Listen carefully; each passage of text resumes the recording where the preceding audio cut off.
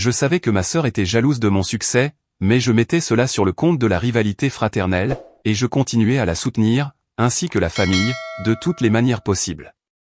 Mais tout a déraillé, lorsqu'elle a offert à ma fille un cadeau d'anniversaire. Je suis un homme de 38 ans, l'ingénieur en structure principale, dans une grande entreprise de Chicago. Et ma femme Megan, âgée de 35 ans, est directrice, dans une entreprise pharmaceutique. Nous avons un bel appartement de 3 chambres, au centre-ville. Rien d'incroyablement luxueux, mais c'est certainement le résultat de nombreuses années de travail acharné. Je ne suis pas tombé dans l'ingénierie par hasard. En grandissant dans une petite ville, près de Détroit, j'ai regardé notre quartier se détériorer, après la fermeture de l'usine automobile. Mon père y a travaillé pendant 22 ans, avant d'être licencié, avec une indemnité de départ pathétique. Il a passé la décennie suivante, à enchaîner les petits boulots dans la vente, pendant que ma mère nettoyait des maisons. Chaque jour, je le regardais vieillir un peu plus, abattu par un système, qui le traitait comme s'il était jetable. J'ai compris très tôt, que j'avais besoin d'une compétence, que personne ne pourrait m'enlever. Au lycée, je restais tard dans la salle d'informatique, pour apprendre AutoCAD par moi-même, pendant que les autres jeunes sortaient faire la fête. J'étais bon en mathématiques, et j'aimais voir comment les choses s'assemblaient. Mon conseiller d'orientation a carrément ri, quand j'ai dit que je voulais être ingénieur. L'université coûte de l'argent, m'a-t-il dit.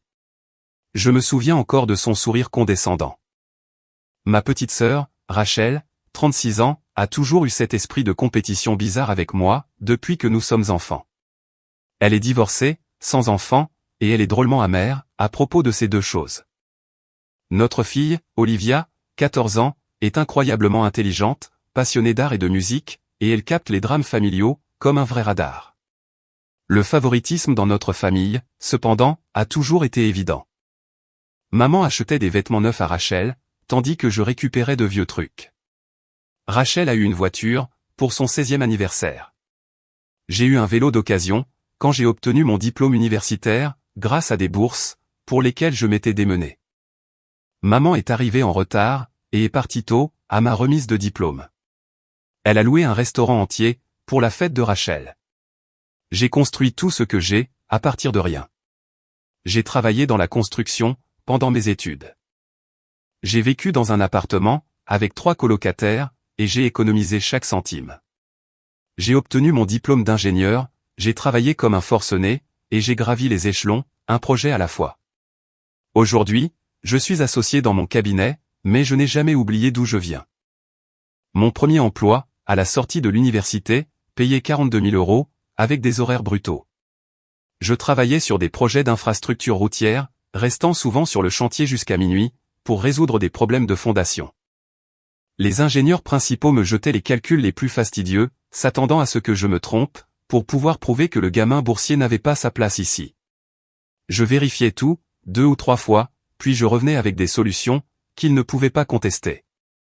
Quand la récession de 2008 a frappé, j'étais l'un des 3 ingénieurs, sur une équipe de 12, à ne pas être licencié. Pas parce que j'avais des relations, mais parce que j'étais devenu indispensable. J'acceptais du travail supplémentaire sans me plaindre, j'apprenais des logiciels spécialisés, auxquels personne d'autre ne voulait toucher, et je nouais des relations avec des clients, qui me demandaient spécifiquement pour leurs projets. Même quand j'ai réussi, j'ai continué à les aider. Quand le divorce de Rachel l'a laissé faucher, il y a 4 ans, j'ai payé son loyer pendant 6 mois. Quand maman ne pouvait plus payer les charges de son appartement, l'année dernière, je les ai couvertes. Quand la voiture de Rachel est tombée en panne, je lui en ai acheté une nouvelle. Ai-je déjà reçu un vrai merci? Non. Juste encore plus d'exigence. Et des phrases comme « Tu te crois tellement meilleur que tout le monde ». Je me souviens du jour où Rachel m'a appelé pour sa voiture. C'était un mardi.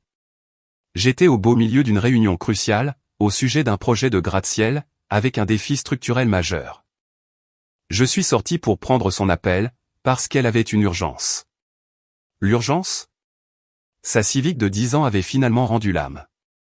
Elle avait besoin de 27 000 € pour un Mazda CX-5 flambant neuf, pas une voiture d'occasion, pas quelque chose de pratique. Elle méritait un SUV neuf. J'ai transféré l'argent, cet après-midi-là. Sa réponse, eh bien, je suppose que ça nous met quitte, pour toutes ces fois où maman t'a favorisé, quand nous étions enfants. Il n'y a jamais eu aucun véritable favoritisme envers moi. En fait, c'était tout le contraire. Rachel en veut particulièrement à Meghan. Elle ne supporte pas que ma femme ait tout, ce qu'elle n'a pas. Un mariage heureux, une enfant formidable, une carrière incroyable, et la stabilité financière. Elle fait des commentaires désobligeants à ce sujet, depuis des années. Au dernier Thanksgiving, elle a accidentellement renversé du vin sur la nouvelle robe de Meghan, puis elle a dit « Oh, désolé.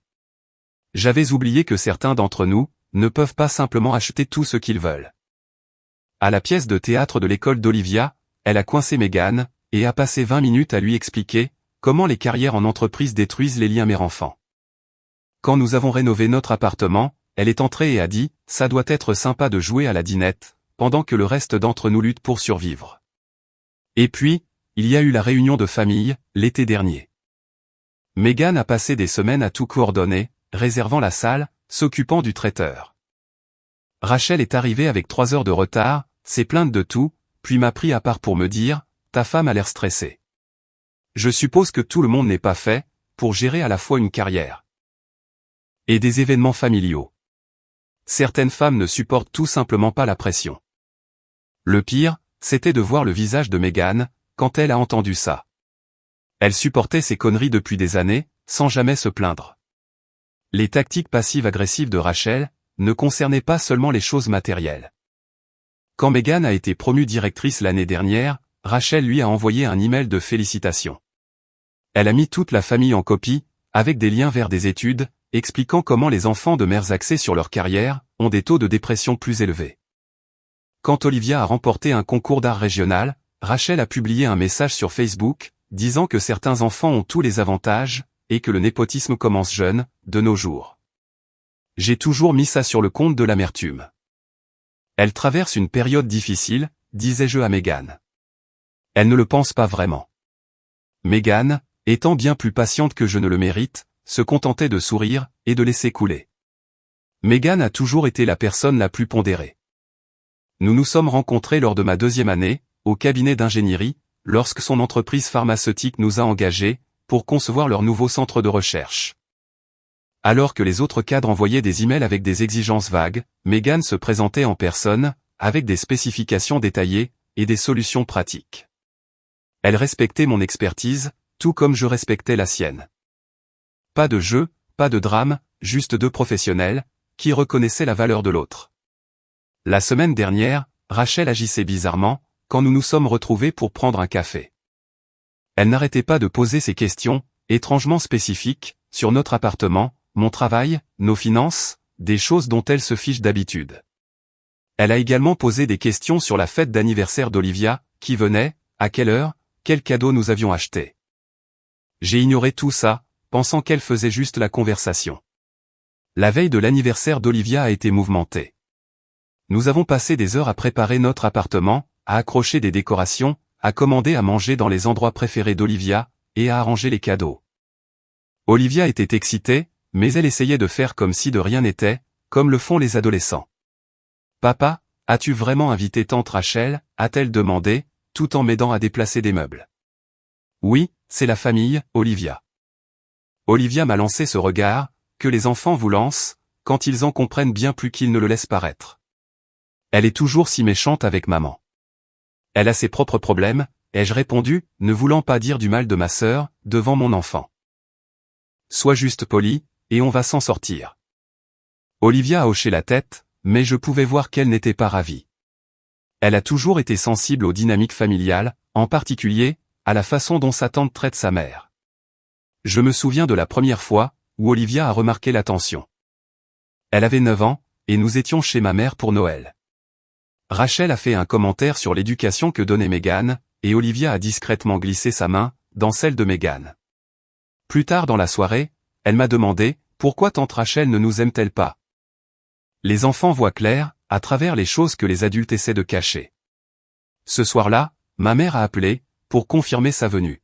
« J'ai entendu dire que vous organisiez une fête plutôt extravagante, » a-t-elle dit. Ce ton plein de jugement, si familier, commençait à s'installer. « Ce n'est pas extravagant, maman. C'est juste un anniversaire normal, pour une jeune de 14 ans. Eh bien, nous ne pouvons pas tous nous offrir la normalité, comme toi et Megan, a-t-elle répondu. J'ai changé de sujet, en lui demandant si elle avait besoin qu'on vienne la chercher. Après avoir raccroché, Megan a remarqué mon expression. Encore ta mère, a-t-elle demandé. Ouais, toujours les mêmes conneries, ai-je dit. Elle et Rachel viennent demain. Tu es prévenue, Megan. Je me comporterai bien, si elles en font autant. C'est l'esprit, ai-je répondu, en l'embrassant sur le front. À quel point cela pouvait-il être terrible? Ce n'est qu'un après-midi. La nuit précédant la fête, j'ai vérifié 2 fois tous nos préparatifs, pendant que Megan finalisait la commande du gâteau. Olivia envoyait des SMS à ses amis, tout excitée pour le lendemain. Tout semblait normal en surface, mais quelque chose clochait, comme lorsqu'une structure passe toutes les inspections, mais que votre instinct vous dit qu'elle est à une charge près de s'effondrer. J'ai appris à faire confiance à cet instinct, au travail. J'aurais dû y faire confiance, à la maison, aussi. L'anniversaire d'Olivia tombait un samedi, ce qui tombait parfaitement bien pour la fête. Je me suis réveillé tôt, pour aller chercher le gâteau, et quand je suis revenu, Megan préparait le petit déjeuner, et Olivia aidait à installer les dernières décorations. Tu es excitée pour ton grand jour, ma puce, ai-je demandé, en glissant le gâteau dans le frigo. Ouais, a-t-elle souri. Merci de faire tout ça, papa. Quelques amis d'Olivia devaient arriver à midi, et la famille était prévue pour 14 heures. J'espérais que nous pourrions profiter de la partie amusante de la journée, avant que les drames familiaux ne commencent. J'ai passé la matinée, à regarder Olivia ouvrir nos cadeaux, la nouvelle tablette graphique qu'elle voulait depuis des mois, du matériel de dessin, et des billets pour un concert qui la passionnait. Voir son bonheur sincère, donnait un sens à tous mes efforts. C'est ce vers quoi j'avais travaillé, pendant toutes ces années. Pas seulement la sécurité financière, mais la capacité d'offrir à mon enfant, le genre d'enfance que je n'ai jamais eu. La matinée s'est déroulée sans accroc. Les amis d'Olivia sont arrivés, un groupe d'adolescentes ricanantes, qui ont immédiatement disparu dans la chambre d'Olivia, avec des pizzas et des collations. Vers 13h30, elles sont sorties pour traîner dans le salon, juste au moment où nous mettions tout en place, pour la partie avec la famille. À 14h tapante, on a sonné à la porte. Maman est entrée en premier, suivie par Rachel. Maman était habillée comme si elle allait à un brunch chic, et non à l'anniversaire d'une adolescente. Rachel avait l'air d'avoir fait un effort particulier, pour son apparence, elle aussi. Tenue de créateur, maquillage parfait, coiffure impeccable. Elle essayait clairement de faire de l'ombre à Megan, qui portait un jean confortable, et un joli haut. Joyeux anniversaire à ma petite fille préférée, a annoncé maman, comme si elle avait d'autres petits-enfants à qui comparer Olivia. Elle a tendu à Olivia une enveloppe, qui contenait probablement un chèque d'exactement 50 €, comme chaque année. Les salutations de Rachel étaient raides. Joyeux anniversaire, Olivia. Elle a jeté un coup d'œil autour de notre appartement, avec ce regard d'évaluation et de jugement, si familier. L'une des amies d'Olivia a chuchoté quelque chose, et les filles ont pouffé de rire. Rachel leur a lancé un regard irrité. Votre chez vous a l'air douillet, a dit Rachel à Megan, sur ce ton qui suggérait que notre appartement de Chicago était d'une certaine manière inadéquat. Vous n'avez toujours pas redécoré la cuisine. Nous n'en avons pas eu besoin, a répondu Megan en douceur. Elle fonctionne parfaitement pour nous. J'ai remarqué que Rachel étudiait notre salon, ses yeux s'attardant sur ces nouveaux meubles, que nous avions achetés le mois dernier. Je pouvais pratiquement la voir, calculer le coût dans sa tête. C'était son mode opératoire habituel, inventorier mentalement nos biens, à la recherche de preuves de notre mode de vie excessif, pour pouvoir s'en plaindre plus tard. Nous nous sommes déplacés dans le salon, où les amis d'Olivia étaient rassemblés autour d'elle. Après quelques banalités gênantes, il était temps de passer au gâteau, et aux cadeaux. Nous avons coupé le gâteau, puis Olivia a commencé à ouvrir les cadeaux de ses amis. C'est alors que Rachel s'est avancée, avec une petite boîte magnifiquement emballée. C'est de ma part et de celle de grand-mère, a-t-elle dit, avec un empressement étrange dans la voix. Nous l'avons choisi spécialement pour toi. Au moment où Olivia tendait la main pour le prendre, un instinct m'a poussé à demander, où as-tu eu ça, Rachel? Elle a eu l'air surprise par ma question. Dans une boutique du centre-ville. Pourquoi? J'ai haussé les épaules, ne voulant pas créer de tension, devant les amis d'Olivia. Olivia a soigneusement défait le ruban, et a ouvert le papier cadeau argenté, révélant une petite boîte à bijoux. « Oh, c'est tellement joli !» a-t-elle dit, examinant la boîte avant de l'ouvrir. À l'intérieur, il y avait un bracelet en argent, avec de petites breloques. Il avait l'air tout à fait inoffensif. « C'est magnifique !» s'est exclamée Olivia, en le tenant en l'air. « Merci, tante Rachel et grand-mère. » Elle l'a glissé à son poignet. Et c'est là que tout a basculé. Une seconde plus tôt, Olivia souriait, admirant le bracelet. La seconde d'après, son expression a complètement changé. Ses yeux se sont écarquillés, ses pupilles se dilatant rapidement. Ses mains ont commencé à trembler. Olivia a appelé Megan, la voix montant d'inquiétude. Olivia n'a pas répondu. La couleur a quitté son visage, et ses lèvres ont pris une effrayante teinte bleutée. Puis, son corps entier s'est raidi, et une série de petites impulsions lumineuses rapides a été émise par l'une des breloques du bracelet, presque imperceptible, à moins de la regarder directement.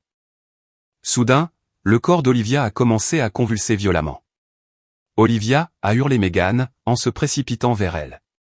Olivia s'est effondrée sur le sol, son corps pris de spasmes incontrôlables.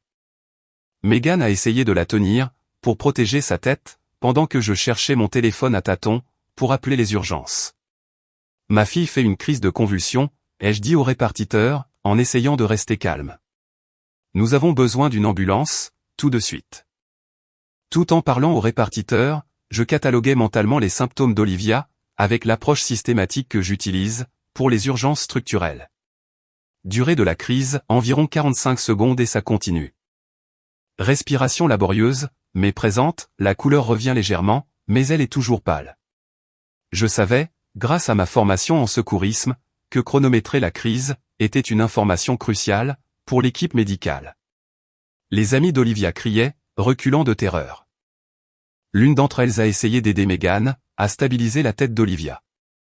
Mais ce que je n'oublierai jamais, ce qui me fait encore bouillir le sang, c'est ce qui s'est passé ensuite. Le spectacle est-il trop fort pour tout le monde ? Ai-je entendu dire ma mère, avec un foutu rire dans la voix. J'ai levé les yeux, incrédule, et j'ai vu maman se couvrir la bouche avec la main, mais ses yeux étaient froids, presque brillants. À côté d'elle, Rachel a dit, la vie n'est plus si parfaite, n'est-ce pas ? Je n'arrivais pas à assimiler ce que j'étais en train d'entendre. Ma fille convulsait sur le sol, elle était peut-être en train de mourir, et elle faisait quoi ? Elles appréciaient le spectacle. Megan était trop concentrée sur Olivia, pour les entendre. Dieu merci. La crise d'Olivia a continué, sa respiration devenant superficielle et irrégulière. J'ai attrapé le bracelet à son poignet, et je l'ai examiné de près.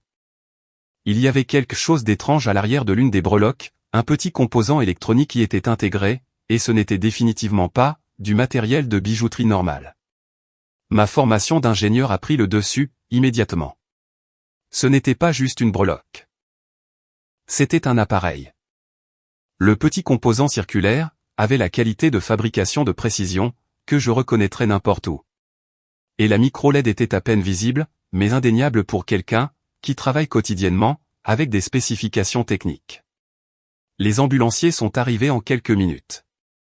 Ils ont rapidement évalué Olivia et l'ont chargée sur une civière. Nous devons l'emmener à l'hôpital immédiatement. Son état n'est pas stable, nous a dit l'un d'eux. Alors que nous partions avec Olivia, Megan montant dans l'ambulance, et moi suivant dans ma voiture, j'ai jeté un regard en arrière, vers Rachel et maman. Elles se tenaient près de la fenêtre, et nous regardaient. Leurs expressions n'étaient ni de l'inquiétude, ni de l'angoisse. Elles avaient l'air satisfaites. C'est là que j'ai su que ce n'était pas un accident. C'était planifié. Le Chicago Memorial était bondé, par les urgences du samedi après-midi. Les médecins ont immédiatement emmené Olivia dans une salle de soins, pendant que Megan et moi étions assis dans le couloir, nous tenant la main, et essayant de ne pas perdre complètement la tête. Elle va s'en sortir, n'arrêtais-je pas de répéter, sans y croire moi-même. Megan m'a regardé, les yeux rouges. Ce bracelet, il y avait quelque chose qui n'allait pas avec. N'est-ce pas? Je crois que oui, ai-je dit. Il y avait une sorte de composant électronique, intégré dans l'une des breloques. Je l'ai donné au médecin. L'une des amies d'Olivia était venue avec nous, et ses parents sont arrivés pour venir la chercher. Les autres filles avaient été renvoyées chez elles, depuis notre appartement. L'anniversaire était officiellement terminé. Pendant que nous attendions, j'ai commencé à faire des recherches sur les crises d'épilepsie sur mon téléphone, à la recherche de n'importe quoi, qui puisse expliquer ce qui s'était passé. L'épilepsie photosensible revenait sans cesse. Des crises déclenchées, par des motifs lumineux spécifiques. Les pulsations de cette breloque prenaient soudainement un sens horrifiant. En consultant des sites médicaux, j'ai appris que certaines fréquences de lumière clignotantes, entre 5 et 30 flashs par seconde, peuvent déclencher des crises, chez les personnes sensibles. Ce bracelet avait été conçu, pour atteindre exactement cette plage de fréquence. Environ 1 heure plus tard, Rachel et maman se sont présentées. Elles semblaient étrangement calmes, pour des personnes dont la nièce, et la petite fille, venaient d'être transportées d'urgence à l'hôpital. « Comment va-t-elle » a demandé Rachel, avec une inquiétude manifestement forcée. « Les médecins l'examinent », ai-je répondu froidement. Lorsque Rachel a essayé de s'asseoir à côté de Megan, je me suis interposé entre elles. « Garde tes distances. » Pardon, Rachel a fait semblant d'être surprise. « Nous sommes de la famille. Nous sommes inquiètes pour elle. »« David, qu'est-ce qui te prend » est intervenue maman. « Nous sommes ici, parce que nous tenons à Olivia. » Megan s'est levée, la rage dans les yeux. « Vraiment ? C'est pour ça que vous riez, quand ma fille s'est effondrée sur notre sol ? » « Je ne riais pas », a protesté Rachel. J'étais sous le choc. La porte de la salle de soins s'est ouverte, et un médecin en est sorti. Son expression était grave, alors qu'il s'approchait de nous. « Votre fille est stable maintenant. Elle a fait une crise d'épilepsie, mais nous l'avons contrôlée avec des médicaments. Nous faisons un scanner, et des analyses de sang. »« De l'épilepsie » ai-je demandé. Elle n'en a jamais montré le moindre signe auparavant. Le médecin a hoché la tête. C'est pourquoi nous cherchons ce qui a pu la déclencher. Nous examinons également le bracelet que vous nous avez donné. J'ai remarqué que Rachel faisait un pas en arrière. Les yeux de maman se sont écarquillés. Pourquoi l'examiner ? A demandé maman, la voix soudainement tremblante. Le médecin s'est tourné vers elle. Et vous êtes ? Sa grand-mère, a répondu maman sèchement. Monsieur David a mentionné que la crise s'est produite immédiatement après que votre fille ait touché ce bracelet. Notre examen préliminaire montre quelque chose d'inhabituel à son sujet. Le médecin a ensuite parlé doucement, à Megan et à moi. Nous avons fait appel à l'un de nos ingénieurs biomédicaux, pour examiner l'appareil de plus près. L'équipe juridique de l'hôpital a également été prévenue, car cela pourrait impliquer une intention de nuire. Je n'étais pas surpris. En ingénierie, nous avons un dicton, la première fois est un accident, la deuxième est une coïncidence, la troisième fois, c'est un schéma. Et le schéma ici, devenait plus clair de minute en minute. 2 heures plus tard, le médecin est revenu, avec les résultats des examens d'Olivia. Son expression était encore plus grave.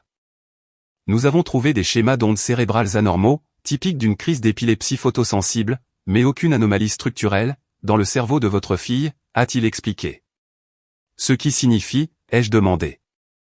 Que quelque chose a provoqué la crise, a-t-il répondu prudemment. Notre technicien en électronique a examiné le bracelet. Il y a un microdispositif stroboscopique, intégré dans l'une des breloques, qui émet des impulsions lumineuses rapides, à des fréquences connues, pour déclencher des crises, chez les personnes photosensibles. Il s'est activé lorsque le bracelet a été déplacé d'une certaine manière. La réalité de ce qu'il disait, nous a frappé comme un camion. Êtes-vous en train de dire que quelqu'un a intentionnellement essayé de faire du mal à notre fille, a demandé Megan, la voix tremblante. Le visage du médecin s'est durci. Ce dispositif n'a pas pu être créé par accident. J'ai contacté la police. Des enquêteurs seront là sous peu. Lorsqu'il est parti, ces derniers mots sont restés suspendus dans l'air.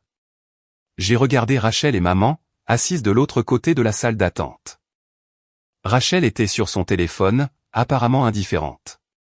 Maman feuilletait un magazine. Ce n'étaient pas les actions de personnes inquiètes pour un membre de leur famille en crise. C'étaient les actions de personnes qui regardaient un plan se dérouler. Les quelques heures qui ont suivi ont été floues. Les détectives sont arrivés, prenant des dépositions et rassemblant des preuves. Rachel et maman ont été interrogées séparément, dans des pièces différentes de l'hôpital. L'agent Denny, un flic vétéran qui me rappelait mon contremaître de chantier à l'université, a pris ma déposition. « Racontez-moi exactement ce qui s'est passé », a-t-il dit. Carnet ouvert. Je lui ai donné une chronologie détaillée, en étant aussi précis sur la séquence des événements, que je le serais dans une analyse de défaillance structurelle. La crise a commencé, environ 12 secondes après qu'elle ait mis le bracelet. J'ai remarqué des impulsions lumineuses, provenant de l'une des breloques. La crise a duré environ 3 minutes, avant l'arrivée des ambulanciers. Et avez-vous remarqué quelque chose d'inhabituel, dans le comportement de votre sœur, avant ou pendant l'incident, a-t-il demandé. Elle semblait inhabituellement intéressée par les détails de la fête, lorsque nous nous sommes parlé, la semaine dernière. Et quand Olivia s'est effondrée, elle n'a pas semblé surprise, ni inquiète. En fait, elle a fait un commentaire, sur le fait que notre vie parfaite ne l'était plus tellement. L'expression de l'officier est restée neutre, mais il a tout noté méticuleusement. Olivia a repris connaissance, confuse et faible, mais en vie. Je n'ai jamais ressenti un tel soulagement, mêlé à une telle rage. Le détective, un flic pragmatique avec 20 ans d'ancienneté, nous a rejoints dans une petite salle de conférence de l'hôpital. Ont-elles dit quelque chose, a demandé Megan, la voix brisée. Votre belle-mère a d'abord tout nié, affirmant que c'était juste un bracelet normal, a expliqué le détective. Mais les preuves sont accablantes. Le technicien a confirmé que l'appareil a été fabriqué de manière professionnelle et installé délibérément. Et Rachel, ai-je demandé. Elle nie toujours son implication, affirmant qu'elle l'a acheté, dans une boutique du centre-ville. Nous vérifions les images de vidéosurveillance, et les relevés de cartes de crédit. Olivia a été gardée en observation pour la nuit. Megan est restée avec elle, pendant que je rentrais chez moi, pour nettoyer l'appartement, et gérer les conséquences de cette fête gâchée. Pendant tout ce temps, je n'arrêtais pas de ressasser ce qui s'était passé, essayant de lui donner un sens. Le lendemain matin, je suis retourné à l'hôpital, pour trouver Megan assise avec Olivia, qui était réveillée, et avait l'air d'aller beaucoup mieux.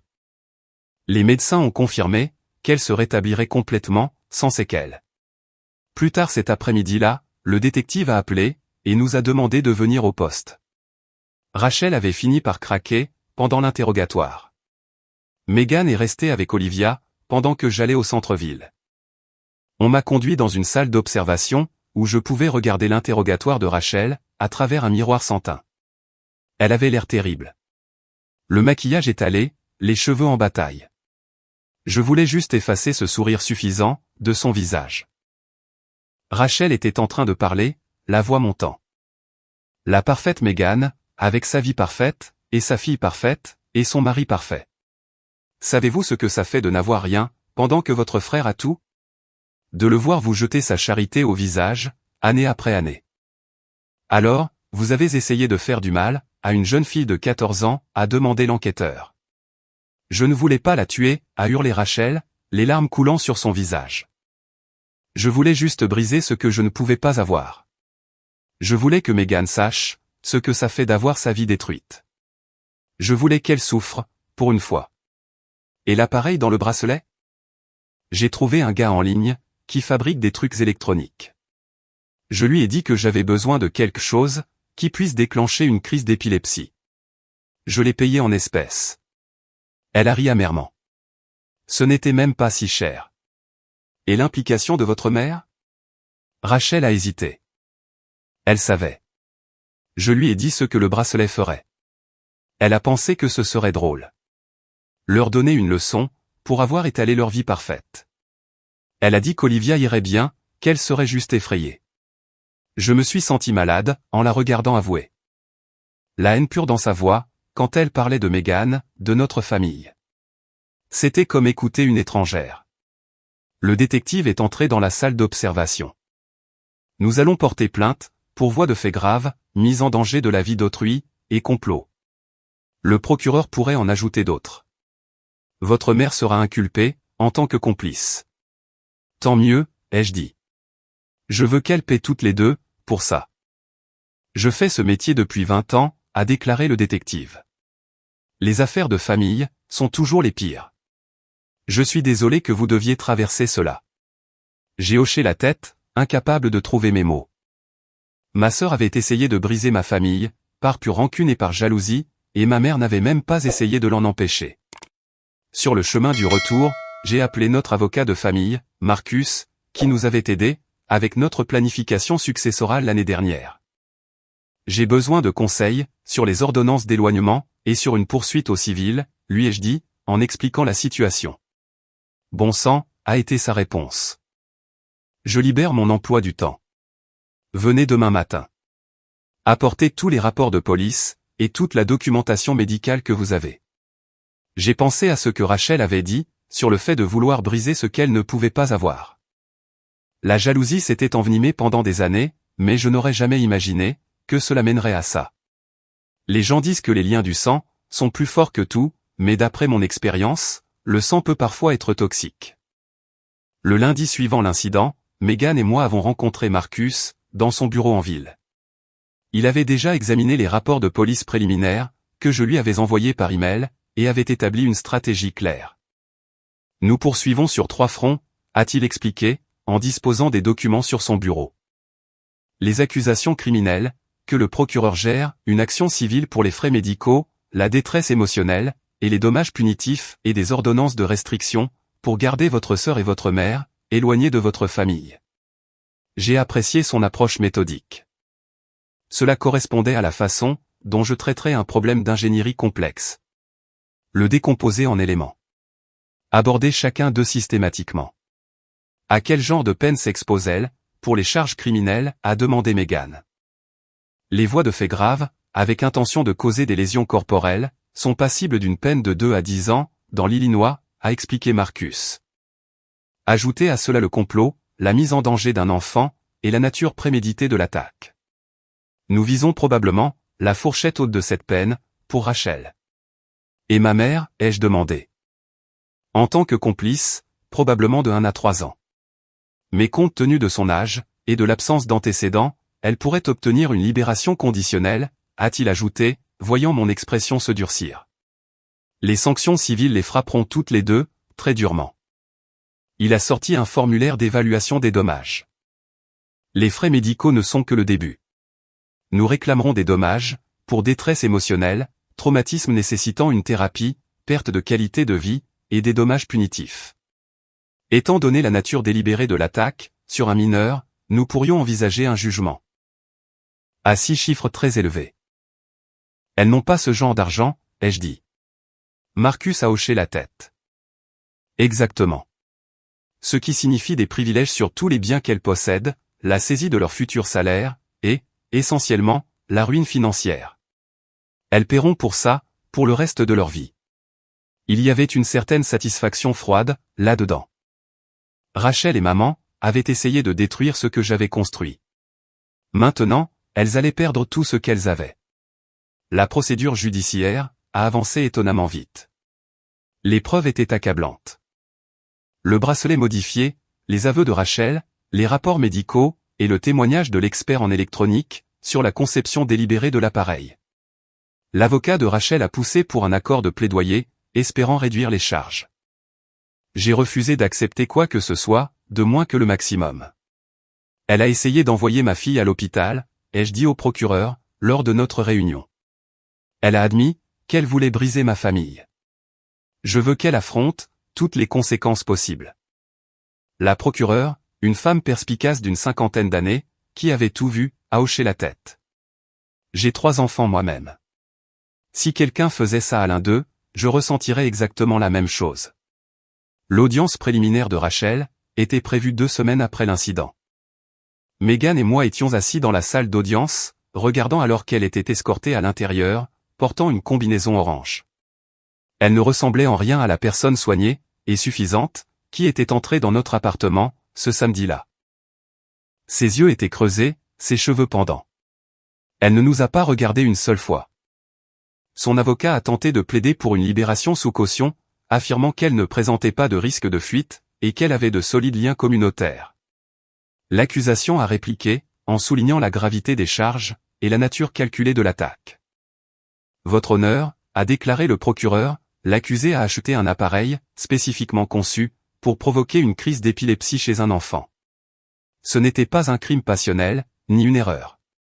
C'était une attaque délibérée et planifiée contre une jeune fille de 14 ans. Le juge a refusé la libération sous caution. Rachel a été raccompagnée dehors avec des menottes, et je n'ai rien ressenti en la regardant partir. L'audience de ma mère a eu lieu le lendemain. Son avocat a essayé de la dépeindre comme une participante involontaire, qui n'avait aucune idée de ce que le bracelet ferait. L'accusation a démoli cet argument en diffusant l'enregistrement des aveux de Rachel, où elle déclarait clairement que notre mère savait exactement ce que le bracelet était censé faire, et pensait que ce serait drôle. Les yeux de ma mère se sont remplis de larmes, lorsqu'on lui a également refusé la liberté sous caution. Je l'ai regardée être emmenée, et j'ai pensé à toutes ces fois où elle avait choisi Rachel, plutôt que moi. À toutes ces années de favoritisme et de mépris. Maintenant, elle avait choisi Rachel une dernière fois, et cela lui avait tout coûté. Cela fait 8 mois depuis l'anniversaire d'Olivia. Elle a récupéré physiquement et totalement en quelques jours, mais l'impact psychologique a mis plus de temps à être assimilé. Les médecins ont confirmé que la crise n'a causé aucun dommage permanent, et Olivia voit un thérapeute pour surmonter le traumatisme. J'étais fier de sa force, mais furieux qu'elle doive développer ce genre de résilience à 14 ans. Les enfants ne devraient pas avoir à apprendre que les membres de leur propre famille peuvent les trahir si profondément. Le procès pénal a été heureusement rapide. L'avocat de Rachel n'avait rien. Les aveux, le bracelet, le témoignage de l'expert, elle était cuite. Rachel a été inculpée de multiples crimes. Son avocat commis d'office a essayé de négocier une peine, mais j'ai refusé d'accepter quoi que ce soit en dessous du maximum. Le procureur avait un dossier solide, le bracelet modifié, les aveux, les preuves médicales. Au final, Rachel a écopé de 6 ans de prison, pour voie de faits graves, et mise en danger de la vie d'autrui. Maman a été inculpée comme complice, et a écopé de 3 ans de mise à l'épreuve, plus une évaluation psychiatrique obligatoire, en raison de son âge. Les mots que le juge lui a adressés résonnent encore dans mes oreilles. En tant que mère et grand-mère, vos actions sont particulièrement troublantes. Vous avez trahi la confiance la plus fondamentale. Le procès civil a frappé fort. 750 000 € contre Rachel, et 250 000 € contre ma mère. Chaque centime est allé dans le fond pour l'université d'Olivia. Elles paieront pour cela, bien après que le souvenir s'efface, chose qui pour moi, n'arrivera jamais. Aucune des deux n'avait de ressources, approchant ces sommes, ce qui était exactement le but. Je voulais des conséquences, qui les suivraient pendant des décennies, tout comme le souvenir de voir ma fille s'effondrer, me suivrait moi-même. Les retombées financières ont été immédiates. J'ai complètement coupé les ponts, avec toutes les deux. Plus de soutien, plus de renflouement financier, plus rien. Le syndicat de copropriété de maman a saisi son appartement, lorsqu'elle n'a plus pu effectuer les paiements, sans mon aide. Elle a dû vendre la plupart de ses biens, et s'installer dans un logement subventionné pour personnes âgées. L'appartement de Rachel a également été saisi, et ses biens ont été vendus, pour payer les frais de justice. Le tribunal a ordonné que tous les revenus futurs de Rachel soient saisis à hauteur de 25%, jusqu'à ce que le jugement soit entièrement payé. Compte tenu de sa condamnation pour crime, ses perspectives d'emploi étaient sombres. Pour quelqu'un qui avait toujours été obsédé par le statut et l'apparence, cette ruine financière constituait sa propre forme de justice. Mais l'argent ne suffisait pas. Nous ne voulions prendre aucun risque. Nous avons également obtenu des ordonnances restrictives permanentes, contre toutes les deux. Elles n'ont pas le droit de s'approcher, à moins de 150 mètres de notre domicile, de l'école d'Olivia, ou de nos lieux de travail. Il leur est interdit de nous contacter par téléphone, email, réseaux sociaux, ou par le biais de tiers. Toute violation entraînera un emprisonnement immédiat pour Rachel, après sa libération, ou une incarcération immédiate, pour ma mère. J'ai fait changer nos serrures, améliorer notre système de sécurité, et me suis assuré que l'école d'Olivia savait exactement qui était autorisé, ou non, à venir la chercher. Je n'ai jamais été paranoïaque, mais quand quelqu'un de votre propre famille essaie de faire du mal à votre enfant, vous prenez toutes les précautions possibles. 2 mois après la condamnation, maman s'est présentée à notre immeuble. Le portier m'a appelé, et je suis descendu la retrouver, dans le hall. Je ne l'ai pas invitée à monter. David, s'il te plaît, m'a-t-elle supplié, ayant l'air plus vieille, et plus petite que dans mes souvenirs. J'ai fait une terrible erreur. J'ai besoin de ton aide. Avec quoi? Ai-je demandé froidement. Je ne peux pas vivre uniquement avec la sécurité sociale, et Rachel a besoin d'argent pour la cantine de la prison. Les conditions là-bas sont. Je l'ai interrompu. Ce n'est pas mon problème. Plus maintenant. C'est ta sœur, a dit maman, la voix brisée. Je suis ta mère. Tu aurais dû penser à ça, avant de l'aider à essayer de faire du mal à ma fille. Tu savais exactement ce que tu faisais. Tu as regardé ma fille s'effondrer, et tu as ri. Maman, c'est fini. Ne reviens plus jamais ici. Je me suis tourné vers le portier. Elle n'est pas la bienvenue dans cet immeuble, plus jamais. Je me suis éloigné, sans me retourner. Dans ma poche, mon téléphone a vibré, avec un texto de Megan. Tout va bien? J'ai répondu, tout va bien. Je sortais les poubelles. Ce soir-là, Megan et moi étions assis sur notre balcon, après qu'Olivia soit allée se coucher. Nous avons parlé de changer nos numéros de téléphone, peut-être même de déménager, dans un autre quartier de la ville. Penses-tu que nous sommes trop durs? A demandé Megan, même si je pouvais deviner à son ton, qu'elle ne le pensait pas vraiment. Elles ont essayé de faire du mal à notre enfant, ai-je répondu simplement. Il n'y a pas de retour en arrière possible, après ça. Megan a hoché la tête. Je n'arrête pas de penser à ce que Rachel a dit, dans ses aveux, sur le fait de vouloir brûler ce qu'elle ne pouvait pas avoir. Certaines personnes ne supportent pas de voir les autres heureux, ai-je dit, surtout si elles pensent qu'elles méritent davantage ce bonheur. Dans les semaines qui ont suivi la condamnation, je me suis entièrement concentré sur le renforcement de ce qui comptait vraiment. Ma relation avec Megan et Olivia. J'ai délégué davantage au travail, pour pouvoir rentrer plus tôt à la maison. Nous avons instauré la tradition de la soirée cinéma du vendredi. Megan et moi, nous relayons pour aider Olivia, avec ses projets artistiques. Nous sommes devenus encore plus déterminés, à construire le genre de lien familial, que Rachel avait essayé de détruire.